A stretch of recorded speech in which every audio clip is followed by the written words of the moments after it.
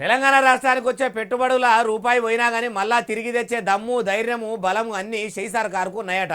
అగోబోదికు షెయి సర్కారు ఏలుబడిలకు వచ్చినాకనే పెట్టుబడులు పెట్టే కంపెనీలు ముంగడికి వచ్చినట్టే వచ్చి వెనుకకు పోతున్నాయి అంటుంటే ఇప్పుడు పెట్టుబడులు తెచ్చే దమ్ము ధైర్యం అని ఎవరన్నారంటారా? మీరే చూడండి. ఒక రూపాయి గిట ఎవరన్నా వచ్చి తిరిగి పోతే మనకున్న ఈ రాష్ట్రానికి ఉన్న దమ్ము ధైర్యం ఇక్కడున్న ఈకో సిస్టమ్ ద్వారా ఒక్క రూపాయి పోతే 100 రూపాయలు పెట్టుబడులు తీసుకొచ్చే దమ్ము ధైర్యం బలం మాకుంది అధ్యక్ష.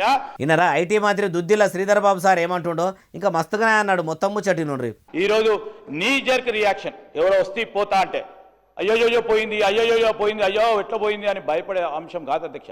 We believe in our strength, we believe in our talent, we believe in ecosystem. చేతులు గాలినాక ఆకులు పట్టుకునే రకం కాదు, మేము మొదలే ఆకులు పట్టుకొని నిలబడతామన్న తరీకల ఐటీ మంత్రి సార్ అన్నట్టు అనిపిస్తలేదు.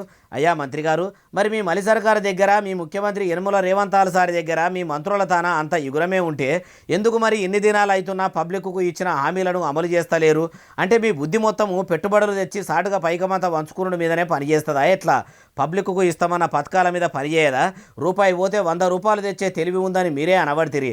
ఆ తెలివే ఉంటే తెలివితోనే 1000 కోట్లు పట్టుకొచ్చి ఇచ్చిన మాట మీద నిలబడి 100 రోజులనే 6 గ్యారెంటీలు అమలు చేయాలి కదా. మీ ముచ్చట ఎట్లున్నదంటే కన్నతల్లికి కట్టుకొని చీరలేదు అంటే పినతల్లికి బంగారు గాజులు చేయిస్తా అని వెనకడ ఎవరో అన్నారట. అట్లనే ఉన్నది సార్ అంటుర్రు ఈ ముచ్చటిన్నోళ్ళు.